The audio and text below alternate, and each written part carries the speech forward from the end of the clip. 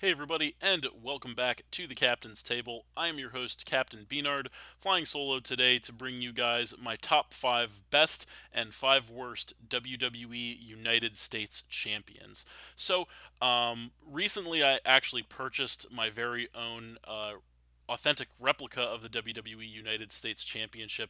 It's a collector's item that I've been wanting to get for quite some time. It's actually my very first replica belt, and it is one of my favorite belt designs of all time. Definitely my favorite on the current product, and just one of the most beautifully designed championship belts in all of WWE history, in my opinion. That kind of got me thinking that I wanted to do something here on the channel with it. This is what I came up with. So I thought it would be cool to kind of take a look back through history at the 5 best and 5 worst wrestlers to hold this championship belt. So I have to go over the parameters of the list before I get into the list. I'm only going to be looking at everyone who's held the championship under the WWE banner. So that is going to be from 2003 when the title was reactivated in WWE to present day 2020. And the reason for doing this is because the history of the title is actually kind of complicated and a little convoluted. It started off as the NWA United States Heavyweight Championship in 1975. Then it later became the WCW United States Heavyweight Championship in 1991, and then was deactivated for a couple of years before being reactivated under the WWE banner. I decided just to kind of limit myself to only the championship history under the WWE banner, mainly for ease on my part, but also because I don't really have a personal connection to anything as old as either the NWA or most of the WCW history of the title. Since I have been a wrestling fan for over 20 years now, but that was kind of on the tail end of the WCW days anyway that I became a fan. I don't really have a personal connection to anything that far back, and I can't really give you guys the best analysis or speak, from the heart as far as that stuff goes because I never watched any of it. I thought this would make for a more unique and interesting personal list doing it this way. A couple of things that I'm going to be looking at as far as determining the placement here, because I'm not just doing this as far as my own personal opinion in the sense of just who I like and don't like.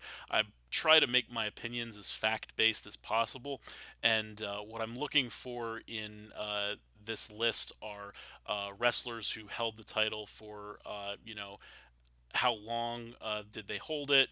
What did they do when they were the champion? Were they involved in good storylines, bad storylines? Were they featured on TV a lot? Were they not around a lot?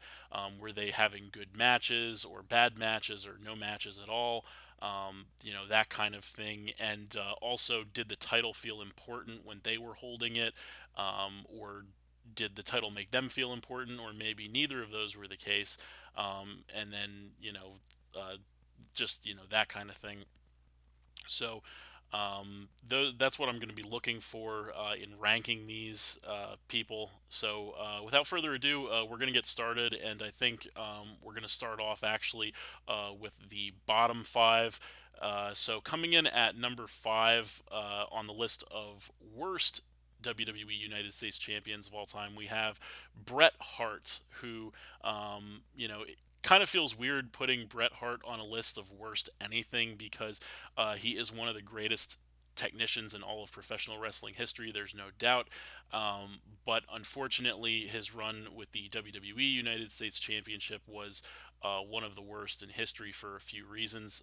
Also, one other thing I want to mention is he is actually one of only 2 wrestlers on this list who held both the WWE and WCW United States Championships, but I'm only going to be looking at his time with the WWE version of the United States Championship, as well for the other wrestler who I will also mention when I get to him. So Bret Hart actually held the United States Championship in WWE one time for a total of 7 days back in 2010. This was right around the time of his return to WWE, which was a big deal because he had been gone for a very long time, since the mid to late 90s, following the infamous Montreal Screwjob. He swore he would never come back to the company, so when he did, that was a big, big deal. And so at that point in time, um, he was pretty old, definitely past retirement age, but also not in good shape health wise. He had a number of health problems, concussion history and other injuries. Throughout his career. So he was really in no shape to wrestle whatsoever at that point in his career. And at that point, also, the United States champion was The Miz, actually, who was on the rise as a mid card heel, on his way toward the top of the card, actually, doing some good work with the belt. And one random night on Raw, when they were in Canada, they decided to have a U.S. title match between The Miz and Bret Hart for some reason. I don't exactly know why. I guess just because it was, his home country, even though it wasn't technically his hometown. But anyway, so they had this, and it ended up being a no DQ, and it was, a big mess with a lot of interference on both sides. And then, it turned out that Bret Hart won the championship from The Miz, which was actually just really terrible idea for a lot of different reasons. But I will say I get why they did it. I really do, because it was like a thank you run to Bret Hart for his career, for coming back to the company. It was meant to try and get a hometown pop from the crowd, and all that kind of stuff. But it actually ended up just doing none of that, and it actually ended up, in my opinion, just making everything involved look bad. All three parties, actually. So um, it made Bret Hart look bad because, as I said, he was really in no shape to be in a wrestling match at that point in his career. So it kind of tarnished his legacy a little bit to see, old man Bret Hart shuffling around in the ring there, just not really able to do much of anything at that point. It definitely hurt The Miz in the sense of, like I mentioned, he was a rising star at the time, so it really kind of derailed his momentum and his push at that point in the company. And it also made the United States Championship itself look pretty bad, because here you have this, old injured, guy coming out, and he winning the title. So it really doesn't make the title feel very important or very special. It just kind of makes it feel like a trinket or like a token of, not a symbol of someone being a great current talent, holding the title. So it really detracted from the value of the championship itself. So for all those reasons, that's why this reign is going to hit this list here. The only silver lining about this was that, as I mentioned, the reign only lasted 7 days, because 1 week later on Raw, Bret Hart came out and announced that he was going to be named the general manager of Raw, so he had to forfeit the title. So that was the only silver lining in this situation, was that this run was very brief. But all the other runs on the list are going to be a little more substantial. So, bad idea. Good with the best of intentions behind it, but still bad idea. Backfired here, and it just it is what it is. But in any event, so we're going to be moving on to number 4 on the list of worst United States champions, and coming in at number 4 we have Alberto Del Rio, who is a two-time champion with his reigns both totaling 90 days. So they came one right after another, and this was bad. So we're going to kind of talk about the chain of events here that occurred. So back in 2015, late 2015, to early 2016 is when his reigns occurred. And so at this time, the current United States champion was John Cena, who is a guy we're going to talk about a lot throughout the course of this because he was a major player with this championship in a couple of different points in his career, but we'll talk about him later. So he was the current champion. He'd been doing a lot to try and restore the prestige to the championship, and so at Hell in a Cell pay-per-view 2015, I believe it was. Alberto Del Rio made a shock return to the company, actually, which I remember at the time watching it live, and it was actually a really big deal because nobody knew that he had worked out a new deal with WWE. He had been gone from the company for a couple of years at this point, and he was signed to either another wrestling promotion as well at the time, either AAA or Lucha Underground or another promotion, independent. I'm not quite sure. But in any event, it was a huge shock that he came back and he answered the U.S. Open Challenge from John Cena. Not only that, but he came back managed by Zeb Coulter, who was the old, kind of sort of racist, weird old guy who had like a really horrible blood feud against Del Rio a couple of years prior. So this was just a really weird pairing. But at the time, when Del Rio won the title from Cena that night, I was actually kind of excited in the sense I was like, okay, so they're giving another main event level star the United States Championship, which should hopefully kind of raise the stock of the title a little more, and it should continue the good work that Cena has been doing with the title thus far. At least that was my hope.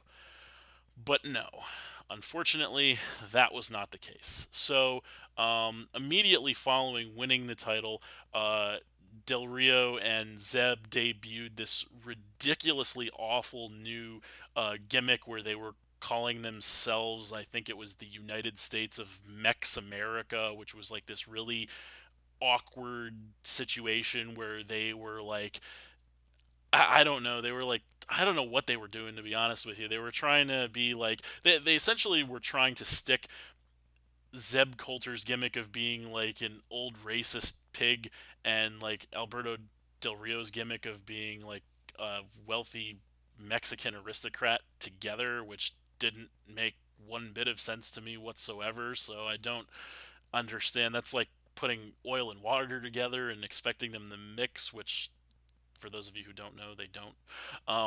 But yeah, it was just a really weird, awkward situation. It led to a lot of really strange and terrible promos cut, and just it was very cringy, very painful. It was honestly one of the worst things that I had seen on WWE programming in quite a while at that point. So yeah, it was really bad. But fortunately, it only lasted like a month or maybe a little more than that, I want to say. Um, and just when I thought it couldn't get any worse, enter the League of Nations. So, for those of you who don't know or don't remember what the League of Nations was, you're a much more fortunate individual than I, because I have all too vivid of a memory. So, essentially, what this was this was a heel faction slash stable that Alberto Del Rio joined during his time as United States champion at the end of 2015, and this stable consisted of then world champion Sheamus, then King of the Ring Wade Barrett, and also Rusev. So, actually, on paper, a lot of talent in this stable, though the name is absolutely horrendous. But unfortunately, this stable never really went anywhere. It's pretty much one goal was or function was so it could job to Roman Reigns, who was desperately at that point trying to get over as a face and having no success whatsoever. So the company decided, hey, we're going to put these four foreign heels together in a stable, and we're going to have them all lose, attempt to administer 4-on-1 beatdowns to Roman Reigns and get thwarted and lose every single time. And it was just absolutely horrible. And all the while, the United States Championship is just sitting on Alberto Del Rio like, what the hell, like what the hell is going on right now? Like this was absolutely terrible. And I think what made it even worse was the fact that this was just a couple of months after John Cena, as I mentioned, had been doing such great work with the championship. Had been the championship had been so featured, so prominent. It felt so strong. It felt so important. And then to have it go to basically nothingness once again, just to be back in the gutter, was just absolutely horrible. So it basically was just put on Alberto Del Rio to make him look strong. He was just there to make the League of Nations look strong, and they were only there to make Roman Reigns look strong. So you can imagine how bad the title looks at this point in time. It just looks terrible. So terrible booking, terrible programming around this championship, just making it feel, pretty irrelevant. And then to make matters even worse, the way he loses this championship, which is actually going to feed to another individual who's a little farther up the list here. So in the beginning of 2016, essentially Alberto Del Rio traded the United States Championship a couple of times with Kalisto before finally losing it and not winning it back. So just an absolutely abysmal run as champion for Del Rio, unfortunately, just kind of undoing all the good work that had been done for the championship in the prior year, pretty much. So, yeah, not good at all. But there are worse, so we are going to move right along in a second here.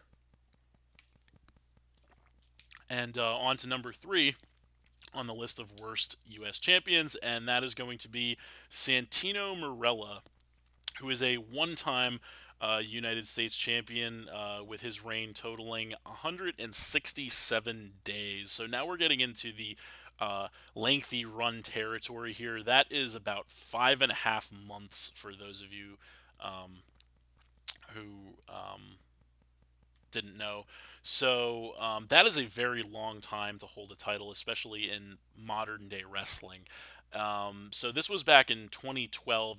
This was essentially the first half of 2012 that this reign took place, and Santino won the title from Jack Swagger on a random edition of Raw.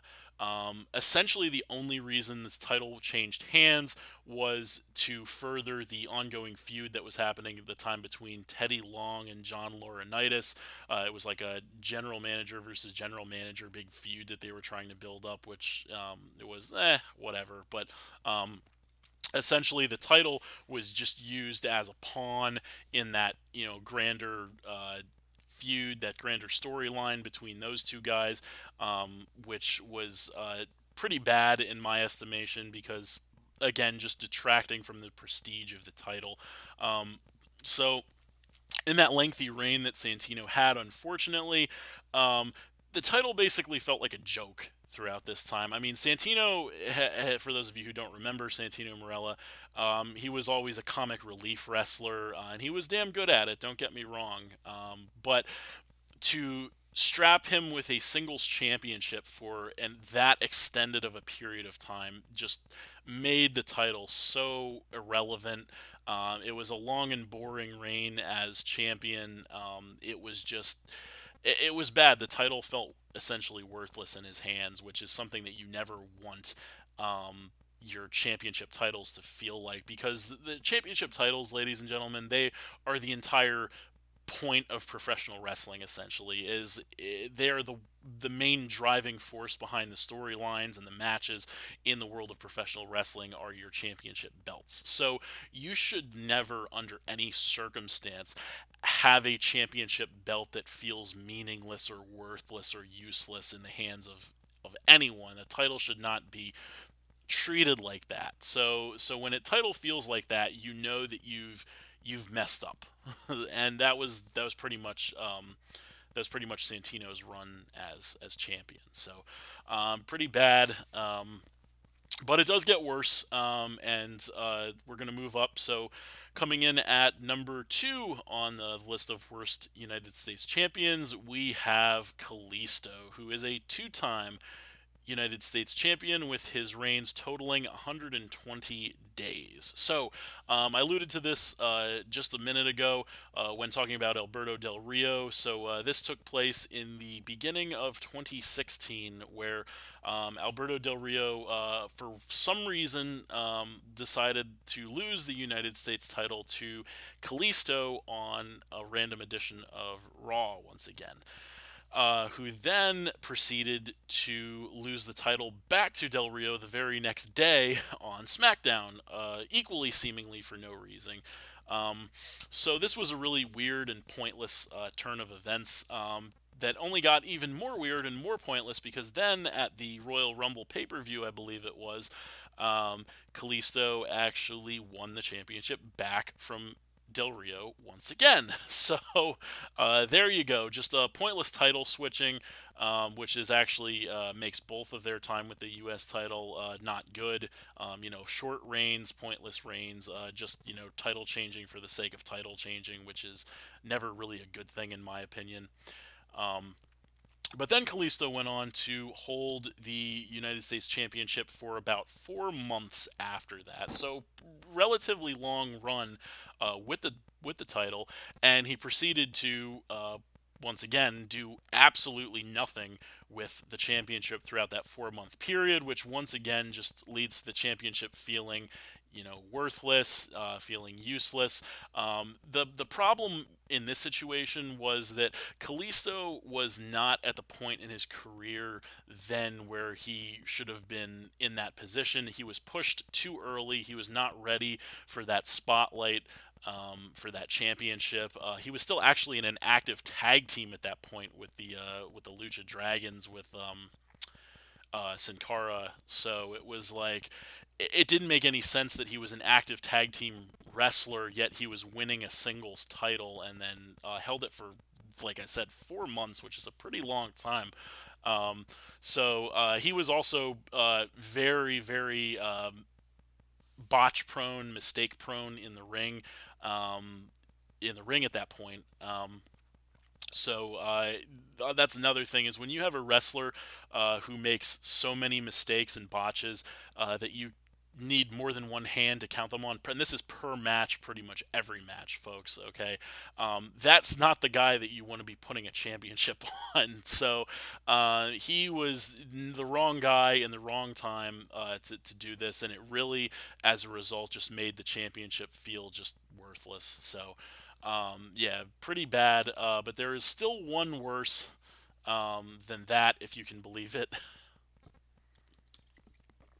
And that is going to be number one, and the number one worst United States champion has to be Orlando Jordan, who is a one-time United States champion, holding that title for 173 days. That is roughly 6 months, ladies and gentlemen. So nearly half a year as the United States champion. So this was back in 2004 when Orlando Jordan was a member of JBL's cabinet, which was essentially just JBL's henchman. And he won this championship from, you guessed it, John Cena, who had at that point in the past also been doing some mighty fine work with the United States title to make it feel prestigious and relevant and important. And unfortunately, on one random episode of SmackDown, they decided that John Cena was going to lose the U.S. title to Orlando Jordan, and that is exactly what happened. And so the idea here was this was essentially only done to further the feud between John Cena and JBL, which was going to be the World Championship feud heading into WrestleMania that year. So they had to have Cena drop the U.S. title, and just to further the rivalry, they had to drop it to the one single wrestler in of JBL's henchmen, essentially. So this was a bad idea for a lot of different reasons, because Orlando Jordan was never really that good. But at this point in time, he was just not in a position where definitely where that should have been a good idea to if you were trying to protect the image of the championship. That was not a good idea. And what's worse, as I mentioned before, is he went on to hold this title for nearly 6 months. And I think one of the worst things about that is after that whole storyline with JBL and John Cena ended post WrestleMania, you didn't even really see a lot of Orlando Jordan on television. He was not there every week. He was not doing anything. He was not really in feuds. He was not really defending the title. He was just not even wasn't doing anything. He was just incredibly long and boring reign as champion. Um, so it was bad. It was really bad. The title just felt, again, useless. I mean, how bad is it when you have a championship that isn't even on TV every week? And there were a lot of weeks he wasn't there, a lot of weeks he wasn't wrestling, and he didn't put good matches on when he did wrestle either, or barely. So they weren't the worst in the world, but not really good in my opinion either. So yeah, just really detracted from the value of the title again. That title had felt so important prior to him picking it up, and then afterward, just felt like nothing. Just felt like nothing. But yeah, so that tops off our list of the top five worst U.S. champions. So now we're going to move to a brighter note, and that is to be talking about the five best U.S. champions. So um, we're going to start off with number five once again on this list, and number five is going to be Eddie Guerrero, who is a one-time United States champion under the WWE banner, holding that title for 84 days. And this is the other wrestler that I mentioned who had not only held the WWE United States Championship, but also the WCW United States Championship. But again, we are not talking about or considering his time with the WCW incarnation of the championship, only under the WWE banner. So Eddie was actually the first guy to hold the WWE United States Championship, the newly revived title under the WWE banner, winning a tournament, having great matches along the way to become the champion. And Eddie, as champion, he did some great work. Actually, he had some great matches, some great feuds, some great promos as always. I'll never forget his feud with John Cena, actually, and the parking lot brawl match that they had on a SmackDown back in 2003. Not long after he won the championship, just an absolutely great match. He also had a pretty entertaining feud with the Big Show as well. Which involved him using a septic truck against the Big Show, which, if you haven't seen, just some hilarious stuff to look up. But yeah, he really made the title feel important. He had some very entertaining matches and promos. And feuds with that championship.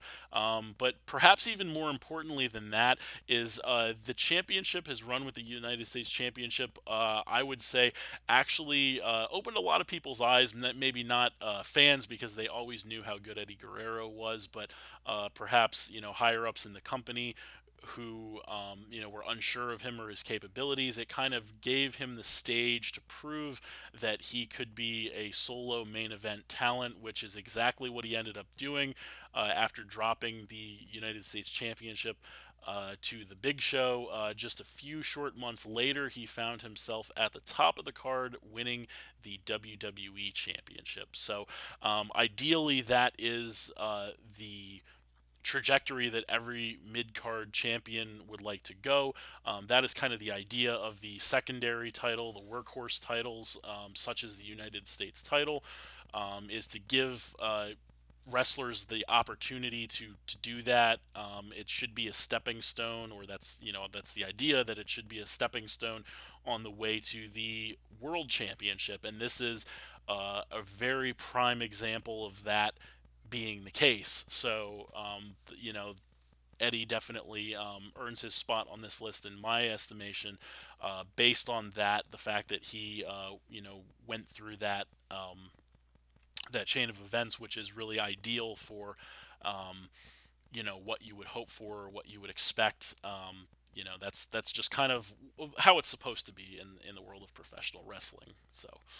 Um, so moving along, coming in at number 4 on the list of best United States champions, we have AJ Styles, who is a 3-time United States champion, holding that title for a combined 225 days. So he has spent quite a bit of time holding the gold in recent memory, his reigns spanning.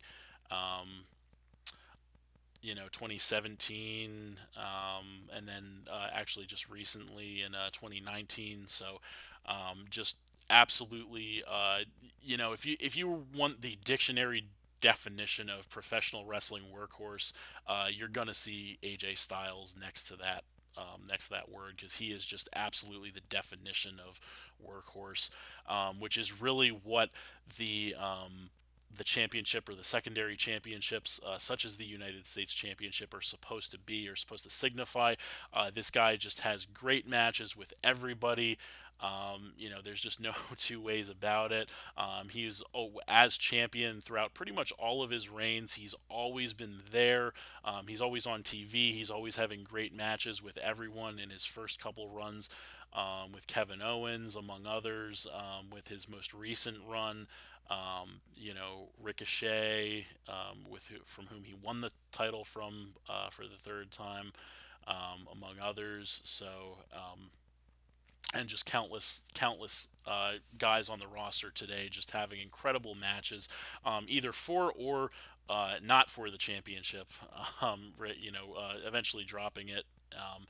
The first time around, trading it with Kevin Owens a couple times, before dropping it to Baron Corbin, and then the most recent time dropping it to Rey Mysterio. Just the body of work just speaks for itself, with AJ Styles, and definitely earns him a spot on this list. And essentially what it translates to is all that work just makes that championship feel so important. It feels so relevant. It feels like something that you want to fight for. It feels like a prize that is worth fighting for. And that's exactly what every championship should feel like. So when you have a wrestler who makes that title feel like that, who can give that to a championship, that is really what you're looking for. And that's AJ Styles in a nutshell. One of the best, in the ring today, without a doubt. One of the best of all time, without a doubt, in my estimation. So, um, great work, great work. All right, so moving along, we're going to get to number 3, and number 3 on the list of best U.S. champions is going to be MVP, who is a 2-time United States champion, holding the title for a combined 419 days. That is a very long time. That is well over a year, and that is the most combined days under the WWE banner for anyone to hold this title. So that is a pretty impressive feat in and of itself. So his first run obviously was, back in the 2007 range, um, 2008, when he held the title for nearly a year consecutively. The reign had its ups and downs, but I will say, MVP was very featured during his time as the U.S. champion. He was on the rise. His stock in the company was on the rise. He was, like I said, he was a very featured commodity. He was always doing good promos. He was having some good matches as well. He was always around. He was always on television, which did make the title feel significant. And just, like I said, a very long run, pretty entertaining. He had some entertaining feuds along the way. And just his second run, which lasted a fraction of the time, not quite as impressive on any of those fronts, but still still important, still impressive. I believe on the second time he held the championship was when he was actually on the back of a or coming off one of those gimmicks where he had like the most matches consecutive losses or something like that, if I remember correctly. So that kind of turned it around for him, and he was he was a workhorse with the championship for sure. Even if he wasn't always in the ring, he was always there, and did bring a lot of attention to the championship. And likewise, the championship made him feel important, and that's the other side of things that you want as well. So ideally, when you have a wrestler holding a championship belt, you want not only the wrestler to make the championship feel important, but also the championship to make the wrestler feel important. And that was definitely the case with MVP in his reign. Is the championship definitely made him feel important, like he was somebody to watch. So, but in any event, moving along, we are going to come to number two on the list here of best United States champions. And coming in at number two, we have Rusev, who is a three-time United States champion, holding the title for a combined 312 days. So that is quite a long time to hold that title. And Rusev pretty much checks every box that we've been talking about here as far as what you're looking for in a great champion. So, when Rusev picked the title up initially in 2014, the title was not in a very good spot. It really wasn't. And Rusev was a great heel, very talented, and he did a lot of great work with the championship to help restore its prestige. He brought attention back to the championship where it was kind of ignored before. And he was very featured. He was always around on shows, on Raws and SmackDowns. He was having good matches. He was having good promo segments. He was having some rivalries, some of which were good, some of which were not, but he was always doing something with the championship. He in this time period, and this is the big thing, as I alluded to a second ago, he made the championship feel important as well as the championship made him feel important, and those are two big things. Like I said, in determining how good someone is as champion. Is Are those things. So those were definitely big ones for him. All of this culminated in actually I almost forgot to mention the undefeated streak while he was the United States champion in his first reign. The undefeated streak, which lasted for the better part of a half of a year, I believe. Um, and he all this culminated in him coming out in at WrestleMania that year with his match against John Cena, where he came out in the tank, which was pretty sick, if I do say so myself. And this was just a lot of attention brought to the United States Championship, which is something we hadn't seen in quite some time, actually. And in fact, in at WrestleMania this year, which was WrestleMania 2015, I believe, where Rusev faced John Cena for the championship. That was the first time that the United States Championship had been even on the card at WrestleMania in years, actually. So that is very significant. To the championship, bringing recognition back to the championship. Um, which is something that Rusev did 100%. And then he continued in his second reign, which was the following year, I believe. Which, thank God, he was the one to. I believe he was the one who took the championship off of Kalisto, if I remember correctly. um, and ended that horrible reign, and then did some more great work trying to restore the championship to its former glory. Nothing quite as significant as the first time around, but still just pretty incredible. Although he did have, when would inevitably drop the championship to Roman Reigns, he then participated in actually the first and only ever Hell in a Cell match for the United States Championship, which is also groundbreaking for a secondary championship. So Rusev just did so much for this championship as a heel, and then in his third reign as a face, actually, which was in the 2018 and then into 2019, early 2019 after late 2018. Having some great matches with Nakamura for that championship. Yeah, Rusev just absolutely incredible work with this championship. You can't ask for much more than all these things that Rusev did to restore the prestige of the U.S. title. But there is one man who I think without a doubt has done more for the United States Championship than even Rusev. And after a small pause, that man is going to be number one on the list of the best United States champions. And that, of course, has to be John Cena, who is a 5 time United States champion with all of his reigns totaling 403 days, which is the most reigns under the WWE banner for the U.S. title.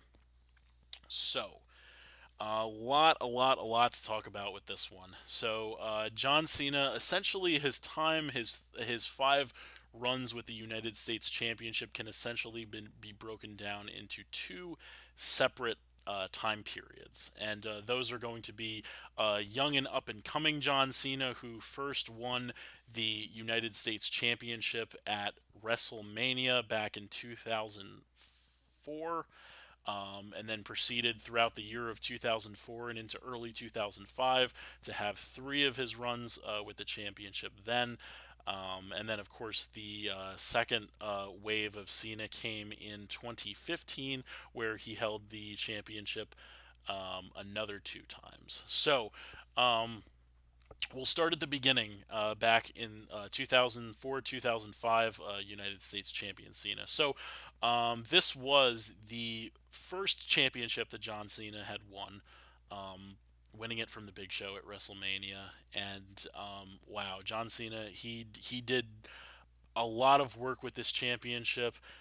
He was always around. He was always featured. He was cutting great promos. He was having good matches. He was just doing everything in his power to make that championship feel important. And when he was young and relatively young in his career back in that time period, the championship in turn made him feel important, made him feel relevant at that point. And so much to the point where when he was in his third reign as United States champion, he actually got his very own custom United States Championship, which, for those of you who don't remember, was, of course, the infamous spinner belt, which was definitely mixed reviews given, and, some liked it, some hated it, but it was memorable.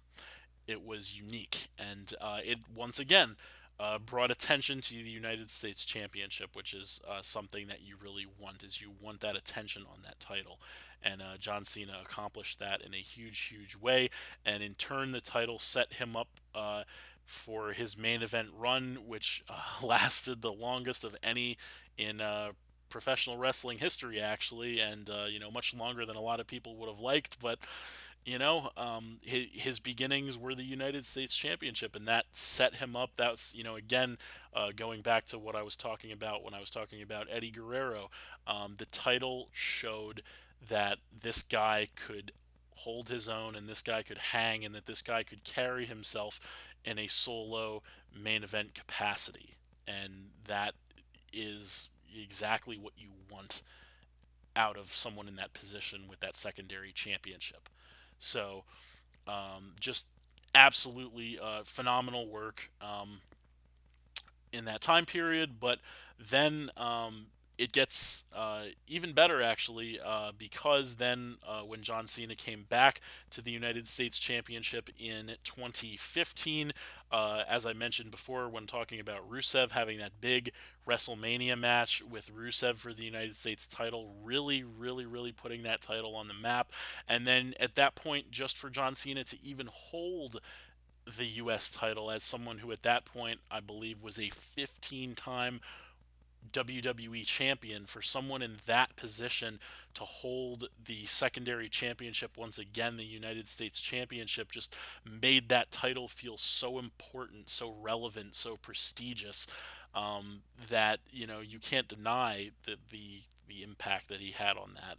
And then to take it even a step further, he came out with the John Cena U.S. Open Challenge, which would be John Cena every night coming out on Raw and issuing an open challenge to defend the United States Championship against anyone. And that challenge would almost always be accepted by someone who had not had an opportunity at a singles championship before. And John Cena would go on to have great matches with either for or not for the championship with Kevin Owens, Sami Zayn, Neville, Cesaro, just a whole slew of great underappreciated talent getting that spotlight. And unfortunately, obviously, none of them would to win the championship from Cena. But actually, when I was watching all that play out live, I was hoping initially I was hoping that at some point someone would come down and take the championship off of him in those open challenges. But looking back on it in hindsight, I'm glad that that didn't happen, because the bad thing about that happening would mean that he couldn't do it anymore if he lost the title. Obviously, he couldn't have a U.S. Open challenge if he was not the United States champion, so he had to keep winning. But giving that spotlight to that young, hungry talent who had not really had the time of day, prior, was just incredible. And a lot of those matches were really, really good. Um, and it just went a long way to restoring the prestige of the United States Championship. It just made that title feel so important. In the second run, it was not really about the title doing anything for Cena. It was more about Cena giving back to the title, and I thought that was the coolest thing. That he would, that he holding that championship would just make it feel so important and so relevant, and that's exactly what it did. So I think, love or hate John Cena, I think there's no denying that for all of his work with the United States Championship, that he is the best WWE United States Champion in history. So um, I think that pretty much wraps the list, though. So um, thanks for watching again, everybody. I hope you all enjoyed. Please hit that like button, leave a comment, and or subscribe if you did enjoy, and stay tuned for more new videos in the future. Um, I am going to maybe try to do more wrestling related stuff, since I mentioned I am a huge wrestling fan. Have been for over 20 years now, and there have been a lot of ups and a lot of downs throughout that time period. And doing this podcast on the best and the worst United States champions over that time period really brought back a lot of memories for me, as to some great programming and some not so great programming that I've watched over the years. So I hope you all enjoyed the. Hopefully, it was kind of a stroll down a memory lane for some of you, or maybe some interesting information about the championship lineage and all the different things that it's been through throughout the past 17 years in pro wrestling in the WWE. Um, so yeah, that'll do it. So that is it, and we will see you next time.